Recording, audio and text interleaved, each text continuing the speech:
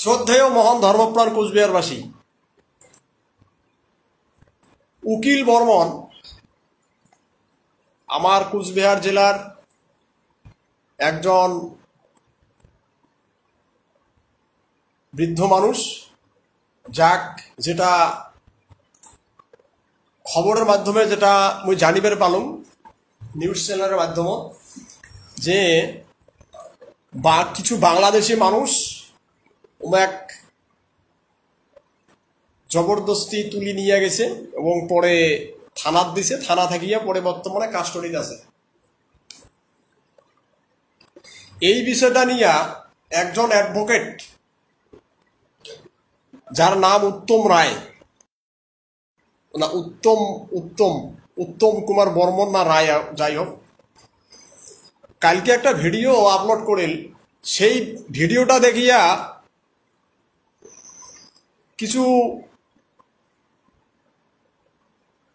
প্রশ্ন উত্থাপিত হন। কিছু কথা, যে কথাগুলা গতকালকা ফেসবুক লাইভের মাধ্যমে যে কথাগুলো করছে, যেরকম ভাষা প্রয়োগ করছে, এটা একজন অ্যাডভোকেটের ভাষা হবার পায় না। একজন অ্যাডভোকেটের ডিউটি, রেসপন্সিবিলিটি এবং তার বিহেভিয়ার কেমন হওয়া দরকার সেটা হয়তো এর জানা নাই। এটাও হয়তো জানা নাই যে যদি কোনো ইন্ডিয়ান ইমিগ্রেন্টস বাংলাদেশত ইলিগালি কনফাইন হয়, সেক্ষেত্রে লিগ্যাল প্রসিডিউর কি আছে, একজন এমপি কি করিবার পারে আর একজন অ্যাডভোকেট কি করিবার পারে, এটা হয়তো জানা নাই। এটা বোঝা উচিত। বাংলাদেশের আর্টিকেল 102 অফ বাংলাদেশ কনস্টিটিউশন, বাংলাদেশের কনস্টিটিউশনের 102 আর্টিকেল মোতাবেক যে কোনো ইন্ডিভিজুয়াল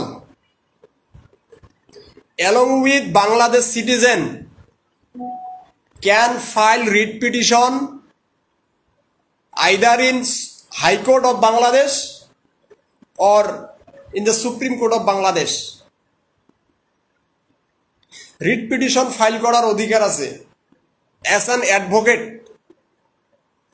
কিন্তু কিছু প্রসিডিওর আছে সে সম্পর্কে যেটি কোনো আমরা লক্ষ্য করি পাই। এই বিষয়টা আমি পরে কম, তার আগত একটা কথা কবার লাগছন। বাংলাদেশের the control of entry act 1952 যেটি কোনো কওয়া আছে, Indian citizen means a person who is or is deemed to be a citizen of India under the law for the timing in force in India. মানে Indian citizen তাকে কওয়া হবে, অর্থাৎ ভারতবর্ষের আইন মোতাবেক যাকে সিটিজেন হিসাবে স্বীকৃতি দিবে তাকেই ইন্ডিয়ান সিটিজেন কওয়া হবে। এবার কন্ট্রোল অফ অ্যাক্ট 1952 এর সেকশন 3 যেটা কইছে, no Indian citizen shall enter any part of Bangladesh unless he is in possession of a passport with visa authorizing the entry. যতক্ষণ পর্যন্ত তার কাছে অ্যাপ্রোপ্রিয়েট ভিসা কিংবা পাসপোর্ট না থাকিবে, অতক্ষণ পর্যন্ত কোনো ইন্ডিয়ান সিটিজেন বাংলাদেশত প্রবেশ করিবার পাওয়ার নাই। এই ক্ষেত্রে আমাক কি হিসেবে আটক করিল আমার ওই বৃদ্ধ লোকটা, সেটা মাইগ্রেন্ট হিসেবে আটক করছে নাকি তাক জবরদস্তি তুলি নিয়ে গেছে, কি অবৈধভাবে বাংলাদেশত ঢুকছিল, বিভিন্ন কিছু প্রশ্ন উত্থাপিত হয়। এই ক্ষেত্রে যদি the entry of the control of entry act 1952 বাংলাদেশের এই আইন মোতাবেক যদি অ্যারেস্ট করি থাকে, তাহলে সর্বপ্রথম কাজ হচ্ছে একটা স্পেসিফিক টাইমের ভিতরে খুব তাড়াতাড়ি একটা রিট পিটিশন ফাইল করা দরকার। বাংলাদেশের কথা বাদ দিলাম, বাংলাদেশত ফাইল করবার গেলে ওই ঠাকার একজন লোকাল অ্যাডভোকেটের সঙ্গে যোগাযোগ করা লাগবে, যোগাযোগ করিয়ে তার মাধ্যমে রিট পিটিশন ফাইলিং করা লাগবে। যে লোকটা কিসের জন্য অ্যারেস্ট করা হয়েছে, লোকটাকে অ্যারেস্ট করার কারণ কি, লোকটা এই যে ডিটেনশন করিয়ে রাখছে কোন উদ্দেশ্য রাখছে, কোন আইনের বলে রাখছে, এবং সেটা লিগ্যাল না ইললিগ্যাল। সেহেতু বাংলাদেশের কথা বাদ দিল, তুই একজন অ্যাডভোকেট, উত্তম দা, মুই তো খারাপ ভাষায় গালিগালাজ না করিম, মুইও একজন অ্যাডভোকেট, তুই হয়তো মোর থেকে সিনিয়র হব, তোর এটা বোঝা উচিত ভারতবর্ষের সংবিধান, ইন্ডিয়ান কনস্টিটিউশনে যেটা আমরা পাই, ভারতবর্ষের সংবিধানের আর্টিকেল 226, ভারতবর্ষের সংবিধানের আর্টিকেল 226 226 আর্টিকেলত যেটা কইছে, a writ petition can be filed in Indian supreme court or high court under article 226 of Indian Constitution when an Indian citizen is illegally confined in Bangladesh। মানে যখন কোনো ইন্ডিয়ান সিটিজেন ইলিগালি কনফাইন করে রাখা হবে, as a advocate you must file a writ petition either in Honorable High Court or in Supreme Court within the jurisdiction of the said courts। এবার কথা হচ্ছে,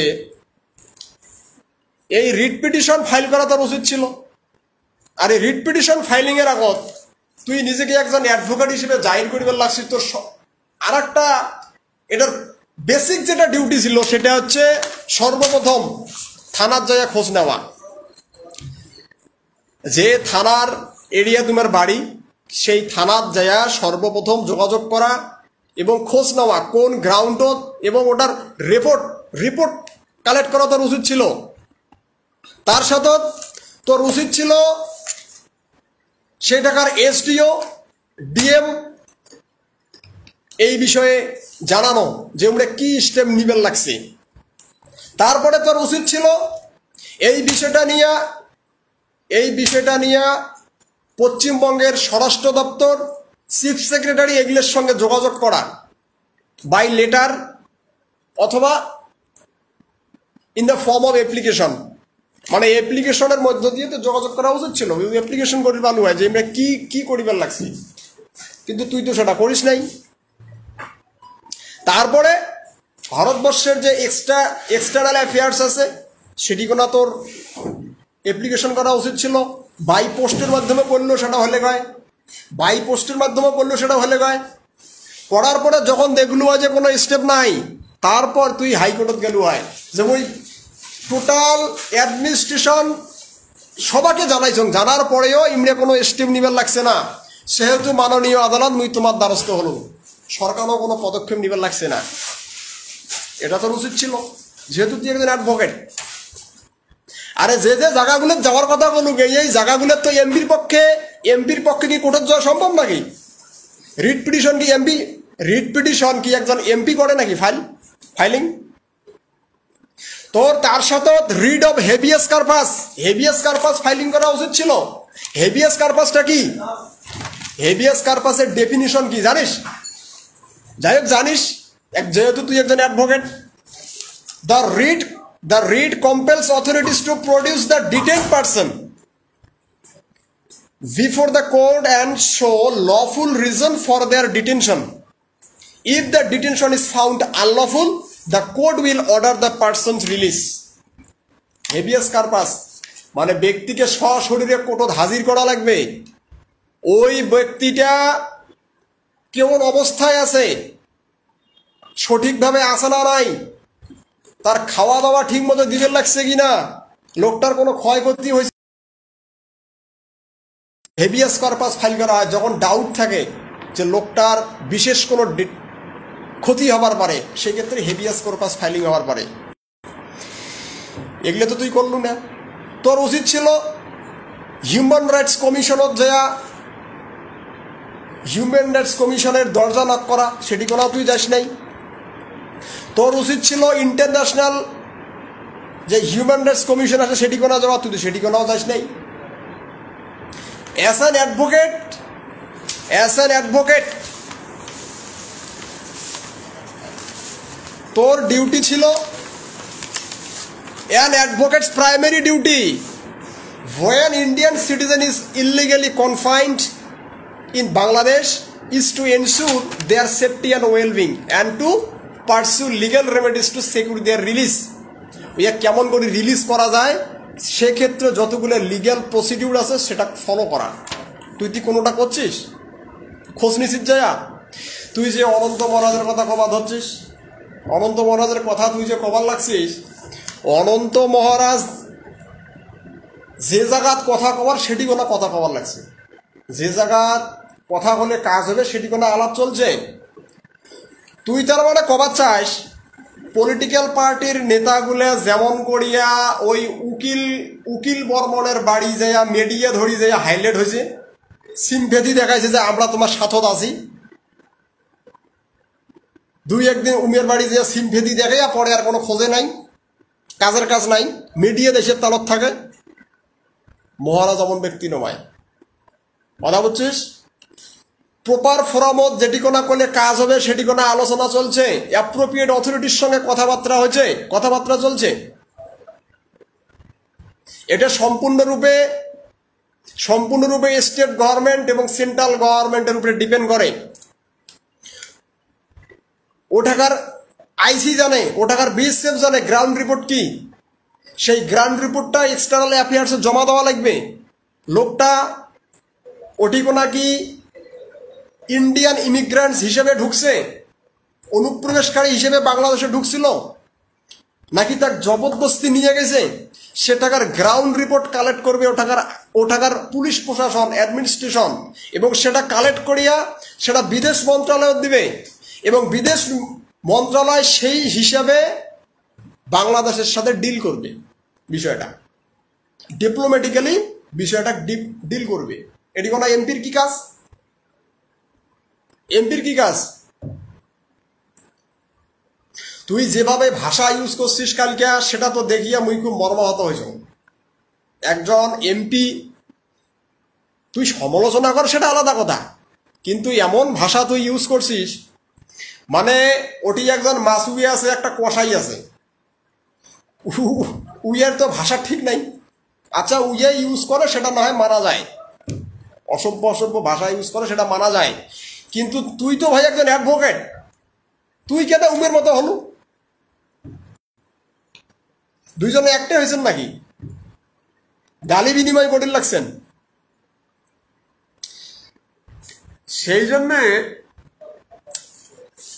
সেই জন্যে তোর এটা ভাবা উচিত, তোর এটা বোঝা উচিত ছিল।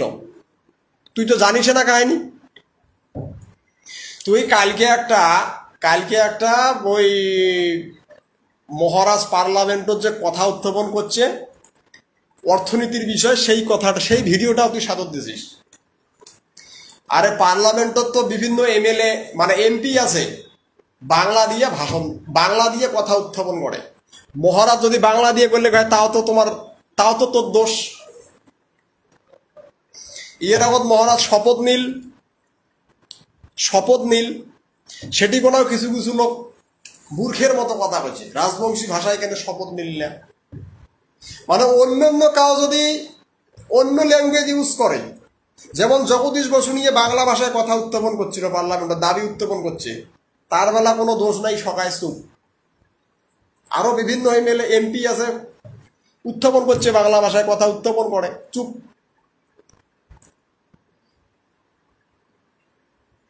যার হিন্দি করতে সমস্যা হয়, ইংলিশ করতে সমস্যা হয়, তাই পার্লামেন্টত কোন ভাষা ব্যবহার করে? নিজের মাতৃভাষা ব্যবহার করে। তা দুর্ভাগ্যবশত আমার রাজবংশী ভাষাটা এর শিডিউলত অন্তর্ভুক্ত হয় নাই। এর শিডিউলত যদি আমার ভাষাটা অন্তর্ভুক্ত হলে হয় তাহলে আমার রাজবংশী ভাষা দিয়ে পার্লামেন্টত কথা কওয়া গেলে হয়। যেহেতু হলো সংবিধানের 8ম তফসিলত যে ভাষার তালিকা আছে সেটি কোনা আমার এই ভাষাটা এলাও অন্তর্ভুক্ত হয় নাই, সেই জন্য আমরা এই ভাষাত কথা কবার পাবো না। সেই জন্য হয় আমার ইংলিশ দিয়ে কওয়া হবে, না হলে হিন্দি দিয়ে কওয়া লাগবে। তো ওই যে ফালনামা খান ধরে দিয়েছিল ওখানে ওই বিজেপির তরফ থেকে দিছি। তা ওটি বিভিন্ন কিছু ওয়ার্ড ছিল, আমাকে মুই একজন অ্যাডভোকেট মুখে যদি কিছু এমন কিছু নতুন কিছু ওয়ার্ড দেওয়া যায় হিন্দির, মুয়ে উচ্চারণ করে পান না, তুইও না বাবু। কারণ আমরা ছোটোর থেকে হিন্দি ভাষী শিখি নাই, এটা কোনো কথা হল নাকি? সেহেতু তো এটা বোঝা উচিত ছিল। মহারাজ পার্লামেন্টের যে কথাটা উত্থাপন, যে প্রস্তাবটা তুলছে, আজ পর্যন্ত কারো তোলার সাহস হয়েছে নাকি? তুই তো জানিস না কাহিনী। ইনস্ট্রুমেন্ট অফ অ্যাকসেশন শুনছিস? ইনস্ট্রুমেন্ট অফ অ্যাকসেশন 1947 1947 সালের কাহিনী মহারাজ তুলছে, যেটা আজ পর্যন্ত কারো তোলার সাহস পায় নাই। যে ইতিহাসগুলা মাটির তলত চাপা দেওয়া ছিল, সেই ইতিহাসগুলা মাটির তল থেকে উপরি বীর করিয়া মহারাজের আশীর্বাদ আজকে সবাইগুলি আমরা জানি গ্রহণ লাগছি। আজকে তার জন্যে এই রাজবংশী জনজাতিটা গোটা ভারতবর্ষ, গোটা পৃথিবীর মানুষ চিনিল লাগছে। সেই জন্যে বই এইটা কথায় কম যে তোর মতো কিছু শিক্ষিত মূর্খের জন্যে হয়তো ভারতবর্ষের যা যা সংবিধান বানাইছে উমরে ওই জন্যে কোয়ালিফিকেশন সংবিধানত মেনশন করে নাই যে প্রাইম মিনিস্টার হবার গেলে এতদূর পড়াশোনা লাগবে, রাষ্ট্রপতি হবার গেলে এতদূর পড়াশোনা লাগবে। কারণ পড়াশোনা করলেই যে তার নৈতিক শিক্ষা থাকে এটা প্রমাণিত হয় না। ওই জন্য সংবিধান রচয়িতাগণ সংবিধানত লেখে নাই বলে প্রধানমন্ত্রী হবার গেলে এত এত পড়াশোনা লাগবে, রাষ্ট্রপতি হবার গেলে এত এত পড়াশোনা লাগবে, এমএলএ হবার গেলে এমন কোয়ালিফিকেশন লাগবে, ওই জন্য লেখে নাই তোর মতো লোকের জন্য। কথা বলছিস? মরাল শিক্ষাটা আলাদা জিনিস।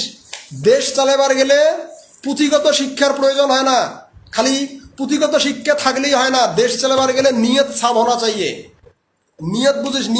নিয়ত ছাপ হোনা চাইয়ে, উদ্দেশ্য লক্ষ্য পরিষ্কার থাকা দরকার। আইএস আইপিএস অ্যাডভোকেট শিক্ষিত হলে কি দেশ চালা যায়? আজকে দেশটার পরিস্থিতি কি হয়েছে, সেই জন্য তোর এটা বোঝা উচিত। মুই আশা করং মোর কথাগুলা তোর কান অব্দি পৌঁছিবে। একজন অ্যাডভোকেট হিসেবে তোর যেটা কর্তব্য ছিল তুই সেটা পালন কর। কথা বুঝলু? একজন অ্যাডভোকেট হিসেবে তোর যেটা দায়িত্ব ছিল তুই সেটা পালন কর। রিট পিটিশন ফাইল কর হাইকোর্টত, নতুবা হেভিয়াস কর্পাস ফাইল কর। তুই সেটা না করিয়া অ্যাডমিনিস্ট্রেশনের সাথে যে কথা ক। যেহেতু লোকটা বর্তমানে কাস্টডিত আছে, সেহেতু বর্তমানে লিগ্যাল প্রসিডিং চলবার লাগছে। কাস্টডিত আছে মানে লিগ্যাল প্রসিডিং, সেহেতু you have to handle this situation legally within legal procedure. কথা বুঝলু? চিল্লিত ধরছিস না? ভাববার লাগছিস লোকগুলো কি বুড়বো? লোকগুলো বোঝে না।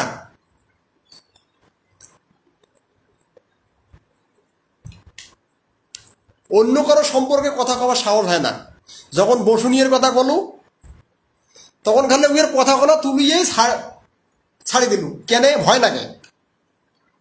হ্যাঁ, ভয় লাগে রে তোর। হালা গাছত ঝাপটে চুরির মন যায়, ভাববে ধরছিস আমরা হালা গাছ।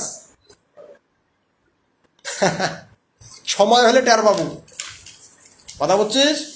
আর ইয়ে মোক আইনের ধমকি দেয়। এই যে উত্তম আছে না, উত্তম কমেন্ট করছে ওটি, উইয়াই বলে মহারাজার বলে এফিডেভিট বলে কি বলে পাইছে, অল্লিয়া বলে ওল্লিয়া বলে ইয়ায় কোর্ট কেস করবি হাইকোর্টত।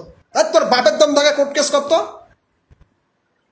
mynetar.com ইনফো থাকিয়ে সমস্ত নেতার গোষ্ঠীবিন্দিরি পাওয়া যায়। ওটা ইলেকশন কমিশনারের যে তথ্যগুলি দেওয়া হয়, কোনো তথ্য গোপন নাই। ইলেকশন কমিশনারকে যে তথ্য, কোনো একজন ব্যক্তি যদি ভোটত লড়ে, সেই ব্যক্তি ভোটত পার্টিসিপেট করার আগত তার কাছ থেকে ডকুমেন্ট চাওয়া হয়, কতগুলো ডকুমেন্ট চাওয়া হয়, তার ইনফরমেশন চাওয়া হয়, ব্যক্তিগত ইনফরমেশন। সেই ইনফরমেশনগুলো mynetar.info যে ওয়েবসাইট আছে সেটি কোনো আপলোড করে দেয়। ওটি থেকে কিছু তথ্য পাচ্ছিস, ওটারও কায়না জানে, সবাই জানে। তো সেই তথ্য পাইয়া উইয়ে কালকে কমেন্ট করছে ওটি না, যে উইয়ে বলে হাইকোর্টত কেস করিয়া বলে মহারাজার বলে এমপি পদ খাইবি। তোর কত বড় এমপি রে তুই? তোর কত বড় তোর দম থাকে উকিল বর্মনে উদ্ধার করার জন্যে রিট পিটিশন করতো, দৌড়ি করতো উইয়ের জন্যে। ও বাড়ির বসিয়া ঘরত থাকিয়া চাপড়ে ধরছিস, ঠিক আছে, চাপড়ে ধরছিস।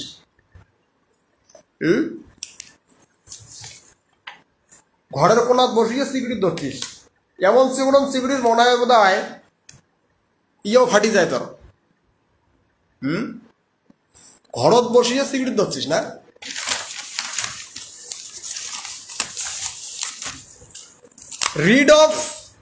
Writ petition otherwise habeas corpus file কর যা। ওই ধমকি দেয় হাইকোর্ট যাবে, মহারাজার বলে এমপি পদ খাবি। তা কর যা, যা। কত বড় তুই উকিল আছিস, কত বড় উকিল আছিস দেখা যাবে। যা, মুই তো চ্যালেঞ্জ করে লাগছ, যা হাইকোর্ট যা। একজন অ্যাডভোকেটের ডিউটি এন্ড কর্তব্য কি আছে, ডিউটি কি আছে সেটাই তুই জানিস না।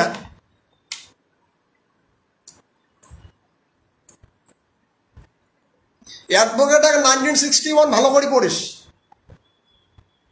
অ্যাডভোকেটের চরিত্র কেমন হওয়া উচিত, অ্যাডভোকেটের কথাবার্তা কেমন হওয়া উচিত, ওটি আছে, ওগুলো ভালো করে পড়িস। বাংলাদেশের কনস্টিটিউশন ভালো করে পড়িস, ইন্ডিয়ান কনস্টিটিউশন ভালো করে পড়িস, হেভিয়াস কর্পাস সম্পর্কে ভালো করে পড়িস, রিট পিটিশন সম্পর্কে ভালো করে পড়িস, এবং ইন্টারন্যাশনাল ল সম্পর্কে ভালো করিয়ে পড়িস। ইন্টারন্যাশনাল ল সম্পর্কে ভালো করে পড়িস।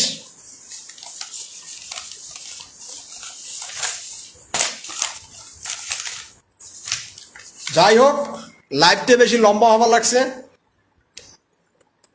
বইয়ের জন্য অনুরোধ করিম, এই সমস্ত শিক্ষিত মূর্খ লোকের, শিক্ষিত কিন্তু মূর্খ, অজ্ঞানী, পুঁথিগত শিক্ষা খালি অর্জন করছে, নৈতিক শিক্ষা এর ভিতরে নাই। সমালোচনা করির পালু হয় তুই, যে একজন সমালোচনা তুই কর, কিন্তু এমনভাবে ব্যক্তিগত আক্রমণ, স্ল্যাং ল্যাঙ্গুয়েজ ইউজ করবো, সেটা মানি নেওয়ার মতো না হয়। সেই জন্য মুই আরো সবাইকে কবার চাং যে মহারাজ যেটা করণীয় সেটা মহারাজ করির লাগছে। ওই বাকি সব নেতার মতো উকিল বর্মনের বাড়ি যে নিজেকে হাইলাইট করিয়া নিউজ চ্যানেলত আসিয়া পরে আর খবর নাই। হ্যাঁ,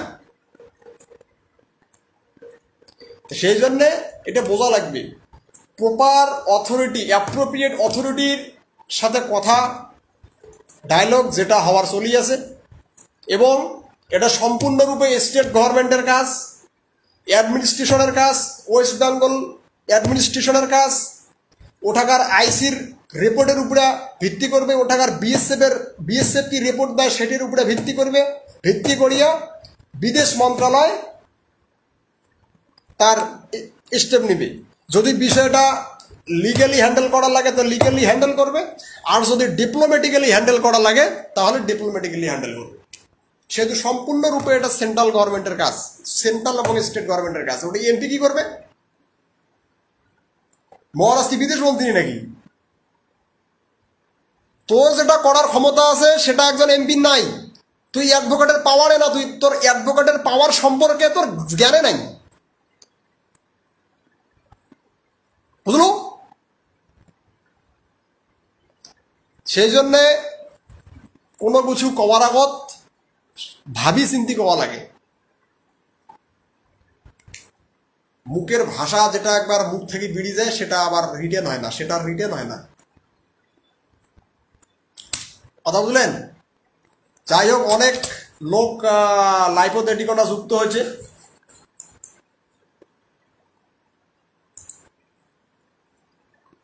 সবাকে আর একবার ধন্যবাদ জানান যে তোমরা গুলো লাইভে যুক্ত হয়েছেন। সবাকে ধন্যবাদ। জয় শিবচণ্ডী। সবাই ভিডিওটা শেয়ার করবেন, ভালো ভালো করিয়া ভিডিওটা শেয়ার করবেন। জয় শিবচণ্ডী। আজকের লাইভ এই পর্যন্ত। মোবাইলও তো চার্জ নাই।